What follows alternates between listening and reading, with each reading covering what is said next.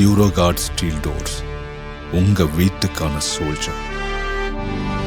திரு ஷவுக்கு சங்கருடைய அம்மா நேற்று இறந்துட்டாங்க. இன்றைக்கி அவங்களுடைய ஃபியூனரல் பெங்களூரில் நடந்து முடிஞ்சிருக்கும். இந்த மரணத்தை பற்றி உங்களுடைய கருத்து என்னவா, உங்களுடைய மனசில் என்ன சார் தோணுச்சு? பலமான ஒரு பலப்பிரயோகம் செய்யப்படுது அவங்க அம்மா மேலே. அதற்கப்புறம் தான் அவங்க நோய்வாய்ப்படுறாங்க. அதற்கப்புறம் தான் அவங்க இறந்து போகிறாங்க. ஏன் குடும்பத்தாரை டார்கெட் பண்ணுறது காவல்துறை? ஏன்னா அவர்களுக்கு குடும்பத்தார் தேவையில்லை, சங்கர் மட்டும் தானே தேவை. சங்கர் மட்டும்தான் தேவை. ஆனால் சங்கரை மிரட்டுவதற்கு குடும்பத்தை மிரட்ட வேண்டிய அவசியம் இருக்கு இல்லையா? இப்போ ஒருத்தரை கைது செய்யணும், ஒருத்தரை பிரச்சனை பண்ணணும் அப்படின்னா உடனே போய் உன் குடும்பத்தை காலி பண்ணிடுவேன், உன் குடும்பத்தை காலி பண்ணிடுவேன்ற ஒரு துணியை எப்பயுமே அவங்க செய்யறது வழக்கம். சங்கரை தனியாக விட்டுட்டாங்க. த என்டையர் சிவில் சொசைட்டி அவர் தனியாக அப்படியே அப்ரப்டாக கழட்டி விட்டாங்க. இன்னைக்கு ஆளக்கூடிய டிஎம்கே அரசு அவர்களுக்கு மிரட்டலையும் தீனியையும் கொடுத்து அங்கங்க அமைதிப்படுத்தி வச்சிருக்கு. மிரட்டலையும் தீனியும் கொடுத்து சங்கருடைய அம்மா இறப்பு, தாயினுடைய இறப்பு கிட்டத்தட்ட ஒரு காவல்துறை கொலையாகவே நான் பார்க்கணும்னு நினைக்கிறேன். தமிழ்ல சொல்லுவாங்க, நாசமா போவாங்கன்னு சொல்லுவாங்க இல்லையா? சங்கருடைய வீட்டை ஃபயர் சர்வீஸ்லேருந்து ஆள் வச்சு அதை உடைச்சிட்டு உள்ளே போகும்போது அன்னைக்கு சங்கருடைய அம்மா நிர்வாணப்படுத்தப்பட்டு சோதனை என்ற பேரில் நிர்வாணப்படுத்தப்பட்டிருக்காங்க இந்த வயதில். அவங்களுடைய வாழ்க்கையில் சங்கர் செய்கிற ஒவ்வொரு காரியத்துக்கும் அவங்க தண்டனை அனுபவிச்சுட்டு இருக்கிறாங்க. சங்கர் செய்யறது நல்ல விஷயமா கெட்ட விஷயமான்னு பார்த்தா அவங்க விசில் ப்ளோவர். நம்முடைய துர்கா இருக்காங்க இல்லையா, அவங்க 1000 கோயிலுக்கு போய் கும்பிடலாம். ஆனா இந்த பாவம் அவர்கள் குடும்பத்தை ஒரு நாள் வீழ்த்தியே தீரும். இந்த பாவம் அவர்கள் குடும்பத்தை ஒரு நாள் வீழ்த்தியே தீரும்.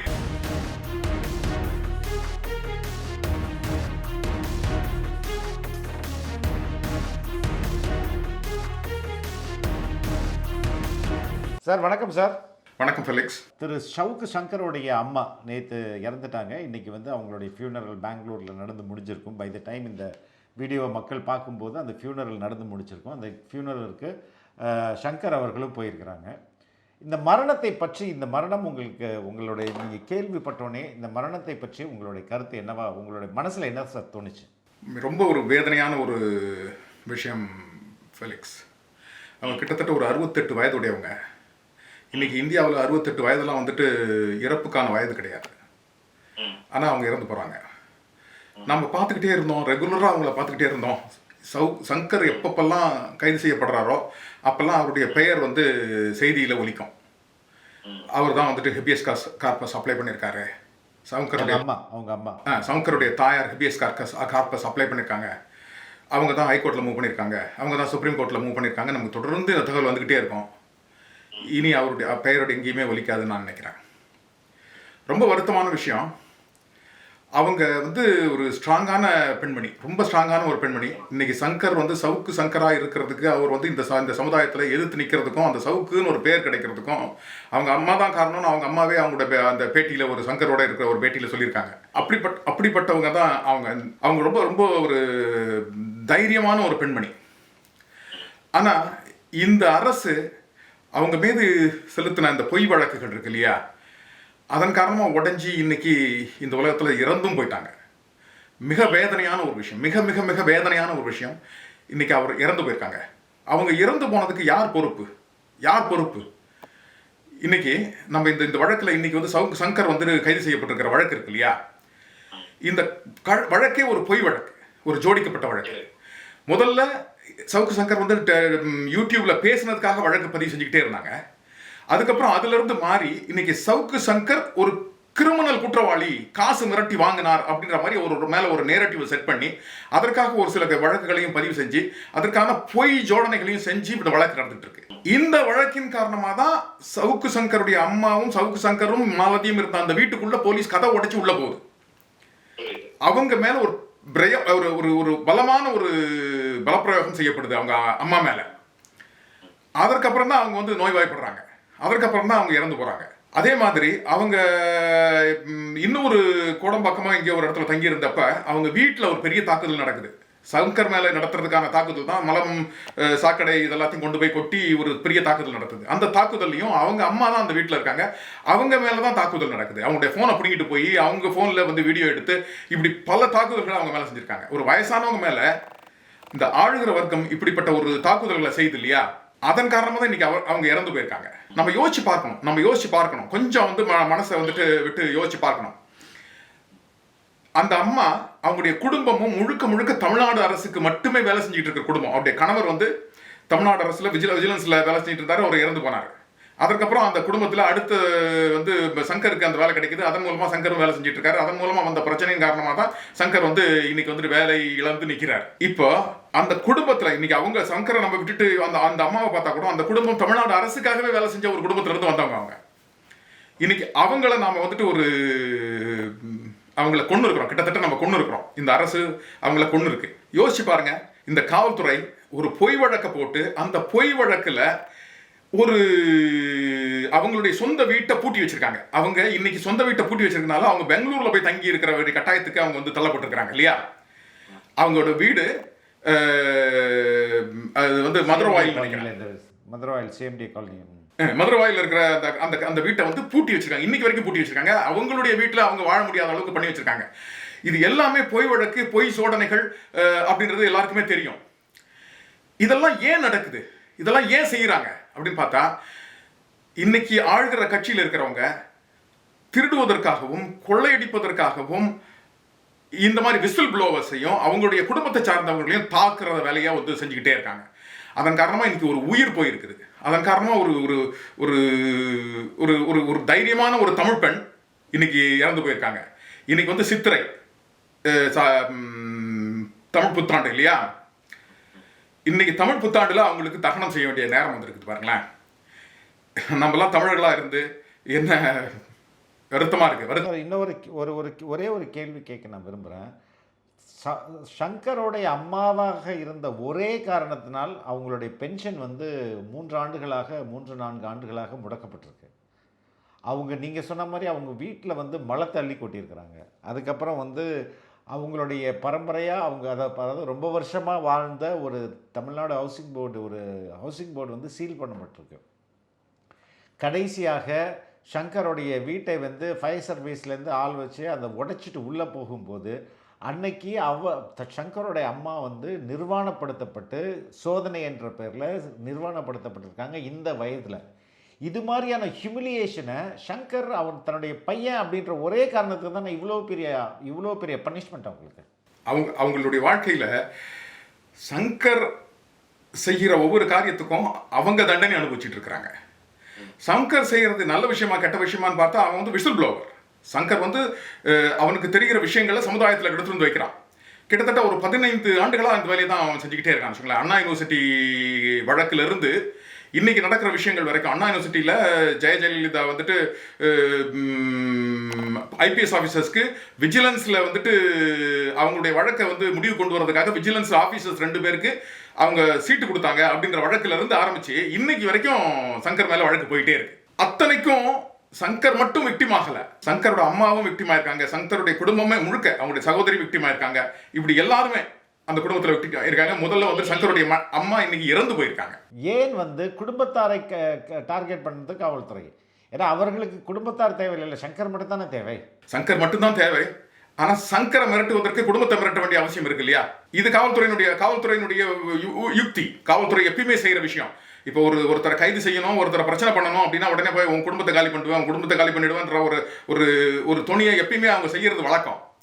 அதை தான் இன்னைக்கு சங்கர் அம்மாட்டையும் செஞ்சிருக்காங்க. அதன் காரணமாக தான் சங்கர் அம்மா அந்த ஒரு மன உளைச்சலின் காரணமாக உடல் பாதிப்பு ஏற்பட்டு இன்னைக்கு அவங்க 68 வயசுல இறந்து போயிருக்காங்க. அவங்களுக்கு ஒன்றும் அதிக வயசு கிடையாது, 68 வயசு. ஒரு ஸ்ட்ராங்கான பெண்மணி 68 வயசுல இறந்து போறாங்க. இது வந்து நீங்க யோசிச்சு பார்த்தீங்கன்னா இது வந்து ஒரு அரசு பயங்கரவாதம், ஒரு அரசு எந்திரம் தனி மனிதர்களுக்கு எதிராக, அதுவும் வந்து ஒரு ஊழலை மற்ற விஷயங்களை கொண்டு வந்து சமுதாயத்தில் வைக்கிறவர்களுக்கு எதிராக செலுத்துற ஒரு பயங்கரவாதம். இது அரசு பயங்கரவாதம் நம்ம சொல்லணும். அதே நேரத்தில் இது ஒரு காவல்துறை பயங்கரவாதம். அரசு பயங்கரவாதம், காவல்துறை பயங்கரவாதம்.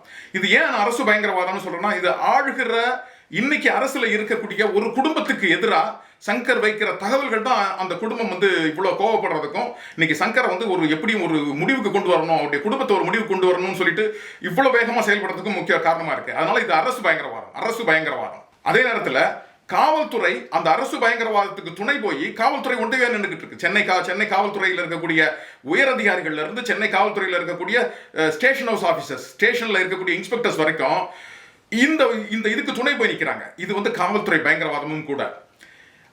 இப்படி பார்க்கும்போது சங்கருடைய அம்மா இறப்பு, தாயினுடைய இறப்பு வந்து கிட்டத்தட்ட ஒரு காவல்துறை கொலையாகவே நான் பார்க்கணும்னு நினைக்கிறேன். இந்த கொலையை செஞ்சவங்க இருக்காங்க இல்லையா, இந்த சித்திரை நாள்ல அவங்கள நாம என்னன்னு சொல்றது? அவங்கெல்லாம் தமிழ்ல சொல்லுவாங்க நாசமா போவாங்கன்னு சொல்லுவாங்க இல்லையா. என் மனசுல அப்படிதான் அவங்கெல்லாம் நாசமா போயிடுவாங்கன்னு தோணுது. இவ்வளவு பணம் சம்பாரிச்சு, இவ்வளவு துபாயில கொண்டு போய் வச்சு, இவ்வளவு கொண்டு போய் லண்டன்ல வச்சு என்னடா பண்ண போறீங்க? என்ன பண்ண போறீங்க? உங்களுக்கு தமிழ் மக்களுடைய உயிர் வந்து அதன் மேல பணம் சம்பாரிச்சு நீங்க என்ன பண்ண போறீங்க? எனக்கு இதுக்கு மேல சொல்றதுக்கு என்ன தெரியல ஃபெலிக்ஸ். இல்லை சார், இப்படி இது வந்து ஒரு மனித உரிமை அத்துமீறலையும் தாண்டி ஒரு அரச பயங்கரவாதம் சொல்கிறீங்க. ஆனால் இங்கே உள்ள அரசியல் கட்சிகளும் மனித உரிமை அமைப்புகளும் மற்ற ஜனநாயக சக்திகளும் எல்லாமே வந்து ஒரு மாதிரி அமைதியாக இருக்குது. சங்கரை வந்து தனியாக விட்டுட்டாங்க. த என்டையர் சிவில் சொசைட்டி வந்து அவர் தனியாக அப்படியே அப்ரப்டாக கழட்டி விட்டாங்க அப்படின்ற மாதிரியான ஒரு நினைப்பு தான் எனக்கு வருது. இவர்களெல்லாம் என்ன செஞ்சிருக்கணும்? எனக்கு வந்து தெரியல ஃபெலிக்ஸ், இவங்க என்ன செய்வாங்கன்னு. ஏன்னா பெரும்பாலான அமைப்புகள் ஆளுகிற அரசோடு சேர்ந்து செயல்படுவதன் மூலமாக பலன் பெறுபவை. பல அமைப்புகள் பலன் பெறுபவை. இன்னைக்கு பார்த்தீங்கன்னா ஒரு மீடியாவில் ரொம்ப வந்து எல்லா உரிமைகளையும் பற்றி பேசக்கூடியவங்கலாம் பார்த்தீங்கன்னா அவங்க அந்த ஆளும் கட்சியும் வரும்போது அமைதியாகிடுறாங்க. ஆமாம், அதுக்கு முக்கியமான காரணம் சங்கர் போன்றவர்கள் பெறுகிற அடியும் காரணம்.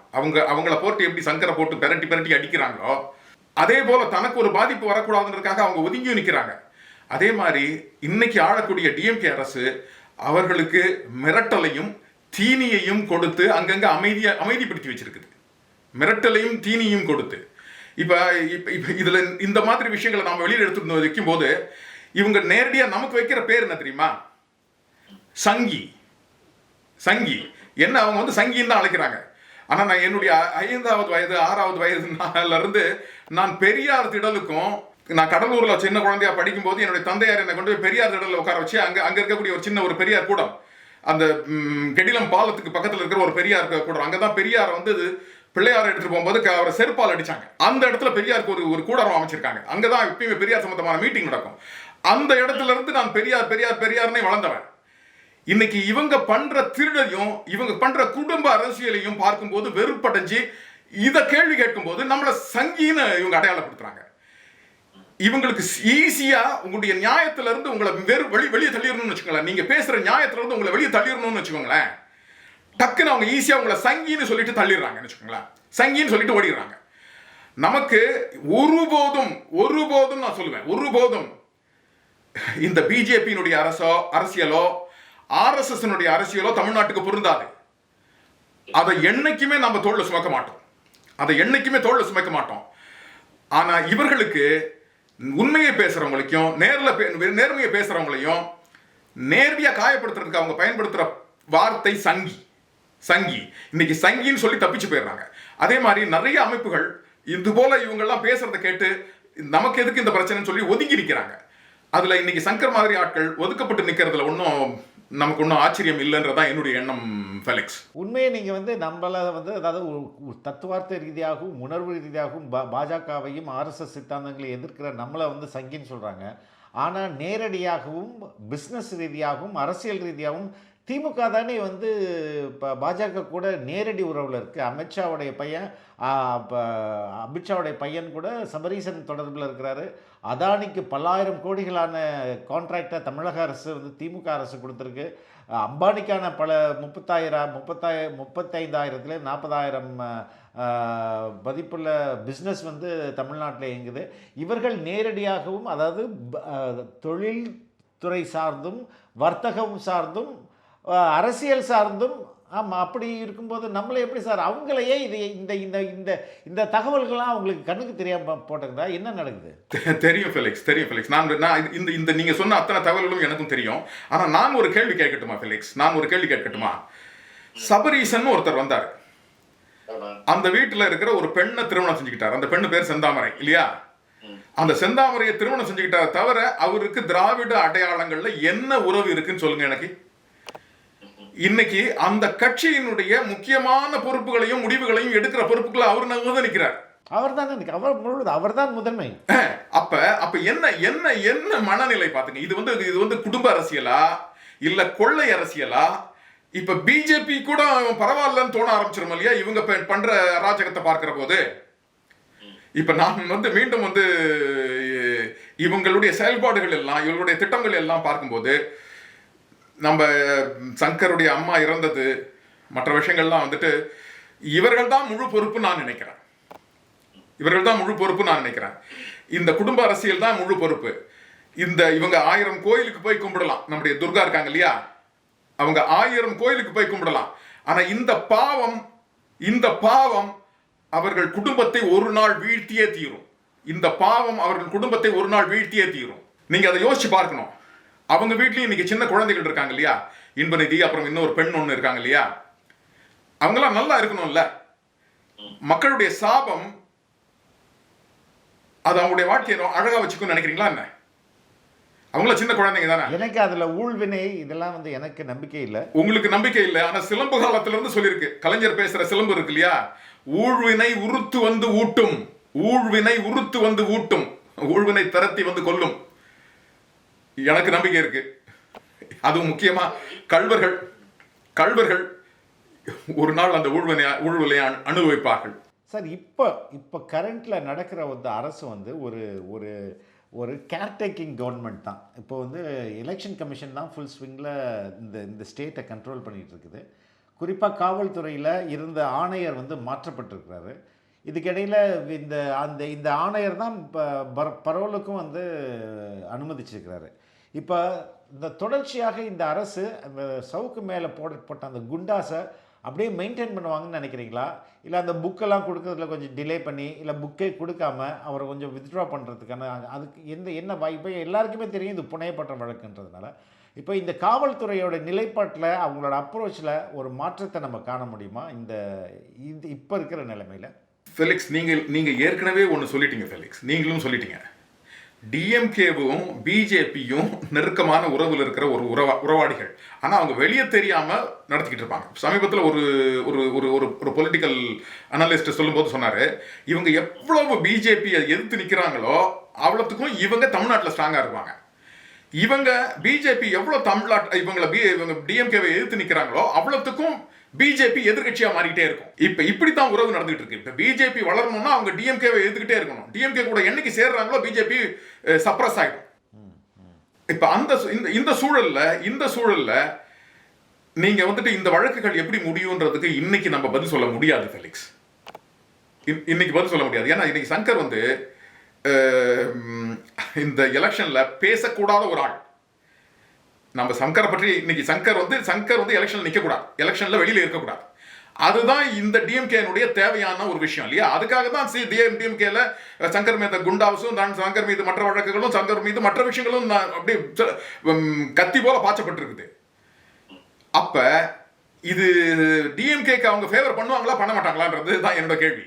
அப்ப டிஎம்கேக்கு அவங்க ஃபேவர் பண்ணணும்னா இந்த காபந்து அரசு அப்படியே கண்டுக்காம கூட நகர்ந்து போயிடலாம். இல்லை, இது டிஎம்கேக்கு ஃபேவர் பண்ணணும்னு அவசியம் இல்லை. At least they can be neutral. இல்லைன்னா இது வந்து நியாயத்தின்படி நடத்துக்கலாம்லன்னு கேட்குறேன். அரசே வந்து ஒரு பக்கமாக சார்ஜி தானே நடந்துட்டு இருக்கு ஃபெலிக்ஸ். அரசு என்பதே ஒரு பக்கமாக சாஞ்சி தானே நடந்துட்டு இருக்கு. அப்போ நீங்கள் வந்துட்டு இதில் வந்து நீங்கள் நியாயத்தை எதிர்பார்க்கறது, எனக்கு தெரிஞ்சு இந்த நியாயம் என்பதே இதில் வந்துட்டு நல்லா இருக்குமா, எதிர்பார்க்கறதுன்றது நியாயமாக இருக்குமான்றது எனக்கு தெரியல ஃபெலிக்ஸ். அதே மாதிரி இதில் எனக்கு வந்து விடை கொடுக்க முடியல ஃபெலிக்ஸ். அப்போ சவுக்கு வந்து அதாவது இந்த தேவையற்ற தண்டனை அப்படி இல்லைன்னா ஒரு போலியான வழக்குக்கு தரப்பட்ட ஒரு தண்டனை அண்டர்கோ தான் பண்ணி ஆகணுமா? குண்டாஸ் அப்படின்ற ஒரு தண்டனை ப்ரொசீஜரல் பெயின் இருக்குல்ல, அந்த பெயினை அனுபவிச்சு தான் ஆகணும். இது வந்து வழக்கு வந்து கோர்ட்டில் வந்து நிற்கும் போது இது வந்துட்டு எல்லாமே போய் வழக்குன்னு ப்ரூவ் ஆகும். ஏன்னா இங்கே வந்துட்டு இவங்க காசு கொடுத்ததா சொல்கிறாங்க, வாங்கினதா சொல்கிறாங்க, அதுக்கெல்லாம் எவிடன்ஸ் வேணும் இல்லை. இவங்க வந்துட்டு அதே மாதிரி அந்த இன்னொரு வழக்கில் வந்துட்டு ஒரு ஒரு ஒரு செல் நம்பரை கண்டுபிடிச்சி அந்த செல் நம்பரில் ஒரு யாருன்னே தெரியாத ஒருத்தன் பணத்தை உள்ள போட்டுட்டு வழக்கு கொண்டு போய் கொடுக்குறான் வச்சுக்கோங்களேன். அப்போ நீங்கள் பார்த்தீங்கன்னா இது வந்து முழுக்க முழுக்க ஜோடிக்கப்பட்ட பொய் வழக்கு இல்லையா, ஜோடிக்கப்பட்ட பொய் வழக்கு. அதே மாதிரி கிட்டத்தட்ட ஒரு 90,000 ஒரு 1,00,000 கொண்டு போய் தலைமையில போட்டுட்டு இதை நாங்கள் கொடுத்துட்டோம், இதை பண்ணிட்டோம் அப்படின்னு சொல்லிட்டு ஒரு பொய் வழக்கு பண்ணுறாங்கன்னா அப்போ இந்த இவ்வளோ பணமுடைய ஒரு ஒரு ஒருத்தன் தான் இந்த இந்த எதிரியா வேலை செஞ்சுக்கிட்டு இருக்கான். இவ்வளவு பணமுடைய அந்த எதிரியா அவனுக்கு ஏன் இவ்வளவு பணத்தை செலவு பண்ணி சங்கரை வந்து தாக்க வேண்டிய கட்டாயம் இருக்கு அவனுக்கு? ஏன்னா அவனுக்கு பல கோடி சம்பாத்தியம் இருக்கு. அவன் பல கோடி சம்பாதிக்கிறதுக்கு சங்கருடைய பேச்சு தடையா இருக்கு, சங்கருடைய செயல்பாடு தடையா இருக்கு. பட் சங்கரை வந்து முழுக்க ஆதரிச்சு நிக்க விருப்பப்படலன் ஃபெலிக்ஸ். சங்கர் போல 100 சங்கர்கள் தமிழ்நாட்டில் உருவாகணும், சங்கர் போல 100 சங்கர்கள் உருவாகணும். அது உருவாகாம தடுக்கிறதுக்காக தான் ஒரு சங்கரையை போட்டு உதைக்கிறாங்க.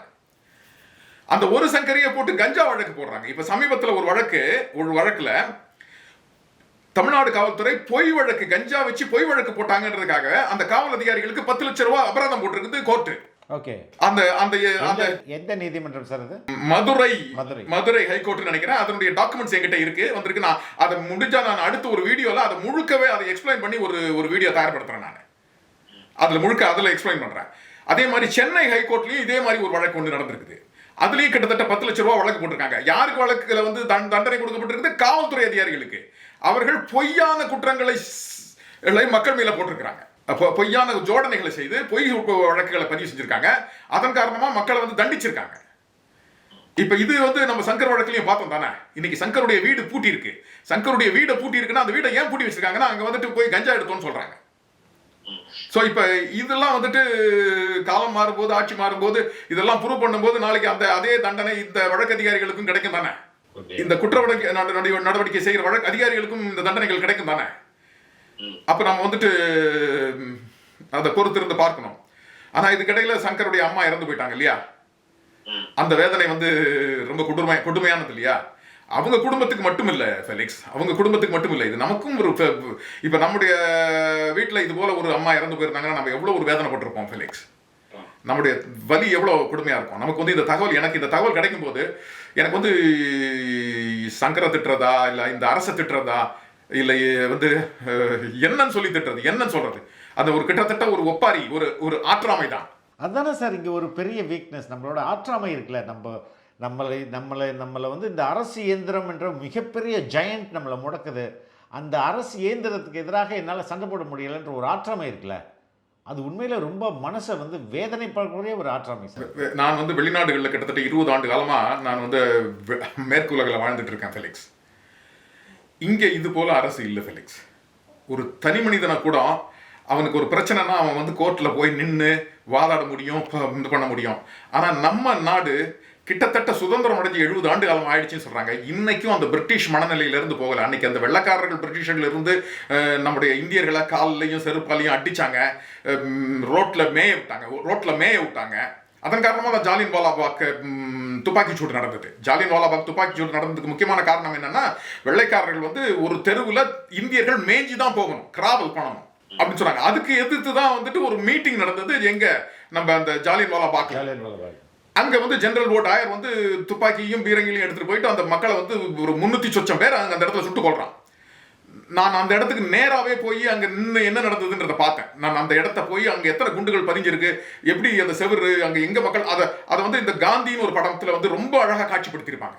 அந்த படம் கிட்டத்தட்ட ஒரு பல ஆஸ்கார் அவார்டுகளை வாங்கின படம் அது, காந்தின்ற படம். நான் சின்ன பையன் ஸ்கூல்ல இருக்கும்போது வந்த படம் வச்சுக்கோங்களேன். இப்ப அப்படிப்பட்ட ஒரு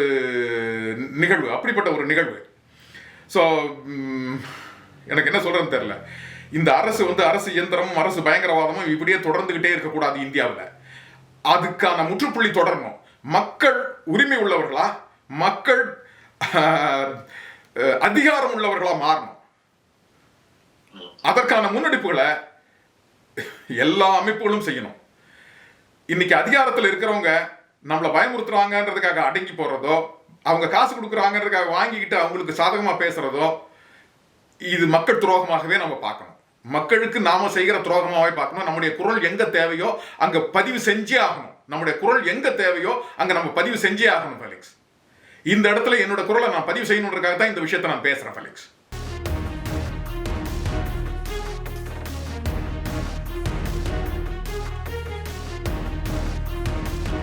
புரியுது சார். தொடர்ந்து பேசுவோம் சார். ரொம்ப ரொம்ப நன்றி. வணக்கம் ஃபெலிக்ஸ்.